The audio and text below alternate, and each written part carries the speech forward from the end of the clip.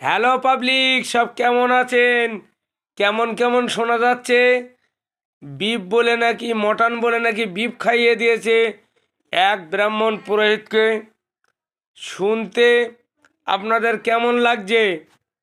বলছে মুসলিমদের যদি সুরের মাংস খাইয়ে দেওয়া হতো তাহলে কেমন লাগতো। শোনো অন্ধভক্তরা, বিজেপির মালেরা, শুনে রেখে দাও। মুসলমানরা যেখানে শুয়োরের মাংস বিক্রি হয় তার আশপাশে যায় না। হিন্দু মুসলিম দোকানে খাবে, মুসলিম হিন্দুর দোকানে খাবে, এটা স্বাভাবিক। কিন্তু যে দোকানে শুয়োর বিক্রি হয় কোনোদিন মুসলিমরা সেই দোকানের আশপাশে যায় না।